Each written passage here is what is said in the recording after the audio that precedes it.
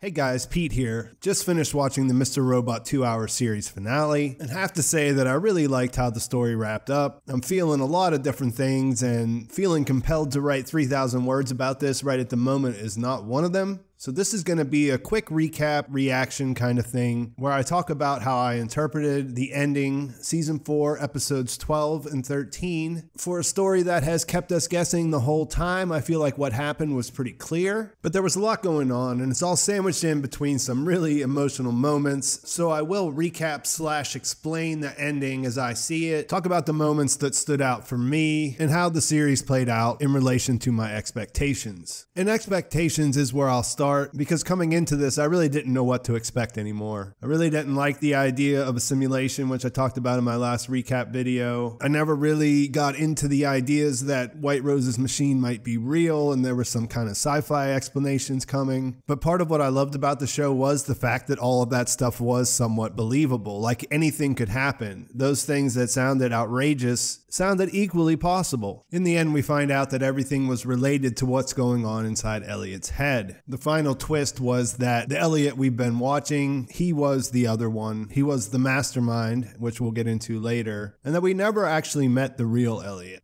So episode 11 closed with Whiterose committing suicide and activating her machine. We learn in episode 12 that the alternate world we visited wasn't actually the result of that. It was an illusion. It was a world that was made up to keep the host Elliot busy and safe. I'm mostly going to gloss over the first half of this, although it was definitely a great episode of television. The opening with Mr. Roboto playing was fantastic. Seeing how all the irregularities in episode 11 were from this Elliot coming into the illusion, the recursive loop as Mr. Robot describes it, him grappling with the idea that he could take over this life, that he could be with Angela, he could be happy. All of that worked really well. There were some genuinely funny moments in episode 12, but the real answers started to come in the second half of the finale. Through an alternate form of Krista, we learn about the personalities and how his DID works. She says, in order for you to fully hear the truth, first we need to discuss Elliot's dissociative identity disorder. We hear again that the first personality was created the day Elliot jumped out the window. That was the protector personality, the one that Elliot created to replace his father, to protect him from intolerable situations. Later, he created a mother personality. She was the persecutor. She blamed Elliot for the abuse that happened to him and insisted that he needed to pay for it. After that came a younger version of Elliot. She describes this as someone he merged to handle the abuse he couldn't tolerate. And she says basically that he created his own family of sorts. Elliot looks at the camera and says, I guess she doesn't know about you, bringing us to the forefront, his friend. Krista then does the same. She looks right into the camera and says that she knows us as well. The voyeurs who think they aren't a part of this despite being here for all of it. She goes on to explain that the other identities thought they knew all of Elliot's personalities, but this other one came up not too long ago, and that's the one we know in the series, the hooded Elliot that we've followed. She says, I know why you did it. Your heart was in the right place. You wanted to shelter him, which is why you changed his past. But it was his future you really wanted to protect. That's why you went through such great lengths to take out all the evil that surrounded him in the real world. So you formed F Society. You loved him so much you wanted to save the entire world so you could make it better for him no matter the cost. That's why you hid him here, turning his harsh reality into a fantasy, trapping him in an endless loop to keep him safe until you were ready. And this is where we get the idea of what's been going on. The show goes out of its way, explains it 3 different times through Mr. Robot, Angela, and Krista. Krista only comes in after the other 2 have already explained it, just to make sure that we understand. There's several flashbacks that show us the clues that were there. So just to recap, there are 5 different alters. The protector, which is Mr. Robot, Elliot's mom, who is the persecutor, Elliot's younger self, us, or the voyeurs, and the mastermind, which is the Elliot that we've been following throughout the series. The mastermind was a reaction to all of Elliot's rage, and he also became the personality that wanted to shelter Elliot. He changed things in the past so that his father was his friend and not this monster that was his abuser. And after he did that, he went on to try to change the world. At this point of the story, he's succeeded. F Society, they stole the money and redistributed it. Whiterose is gone. The project is destroyed. The mastermind at this point has been successful, so the only thing that's left for him to do is to let go, and that proves to be difficult. We see the mastermind wake up in a hospital room. Darlene is there waiting. She reassures him that everything we saw over the last 4 seasons was in fact true. F Society, 5-9, robbing the Deus group, it all happened. Whiterose is dead, and the mastermind explains to her that he's only a part of Elliot, which she already knows.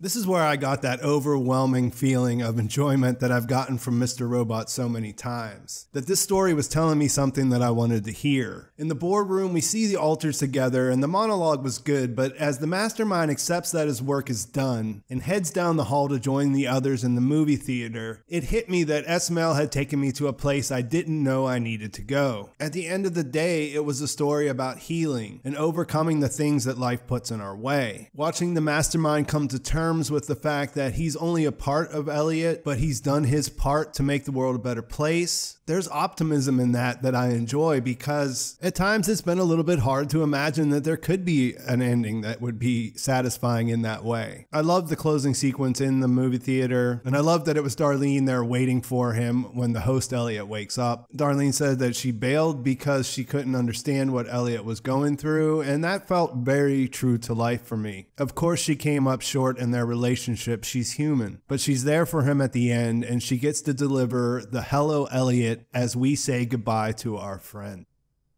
So to be clear, my understanding of the end is this. We've never met the host Elliot or the real Elliot. We have followed the mastermind, which was the most recent alter that came into existence to shelter Elliot from the trauma he experienced. He created an alternate place for Elliot that had everything he needed to be happy except for Darlene. In the real world, he set out to take down E-Corp and ultimately Whiterose, and everything that we saw happen in the 4 seasons of Mr. Robot. Whiterose had created the Deus Group to consolidate power and wealth, and had a delusional plan to change the world with the machine that she built at the Washington Township Plant. She killed herself after turning the machine on because the mastermind put her back against the wall by stealing her money and exposing the Deus Group. He was able to stop the machine by playing the game, but not before the plant was destroyed. Elliot was able to survive because the room they met in was designed with special shielding as protection from this type of disaster. With help from the other alters, the mastermind is able to realize that he's only a part of Elliot and that he has to let go so that the host Elliot can return. After he does that, the real Elliot wakes up with Darlene by his side, and he can now begin to move on. Does this mean we saw a full integration of all the alters? I don't know, and I don't need to. There are some things about this ending that are open to interpretation, and I imagine how you feel about that will decide whether you enjoyed it or not. For me, it somehow transcended the potential cheesiness of the actual things it was saying. Just be yourself or just keep going is there, but there's also an idea that things are worth fighting for. We live in a world where we're constantly trying to be someone else or being told we should be something else, and it can be easy to lose sight of what matters, connecting with the people we care about and making things better the best that we can, when we can, right there with them. We can't control how the world reacts to that, but we can continue to do that because it's the right thing to do. And then maybe things get better, and maybe healing is possible. And for me, it was a really fun ride. I want to go back and watch it again. I've only watched it once at this point, so maybe I'll come out and do a more detailed breakdown of the last 2 episodes because there was a lot to like. But for now, I just want to say thanks to all of you guys who watched the show with me and who've been here following my channel. Say thanks to Sam Esmail for making this great show. One of the things that I've always liked about it is it takes chances, and you could say that ending with a big twist like this and revealing that we never knew the main character was a risk, but I think it paid off, and I think it will go down as a great finale. I haven't looked at the reactions too much, but I'm sure some people will be disappointed, which is inevitable. But when you take chances like this show does, sometimes you're going to miss, and I don't think they did that with the finale. So I'm curious to hear what you guys think. Let me know in the comments. I can't wait to go back and watch it again. I can't wait to take a little bit of time and go back and rewatch the series knowing what we know now. I think it'll be a whole different experience, and it's one that I look forward to.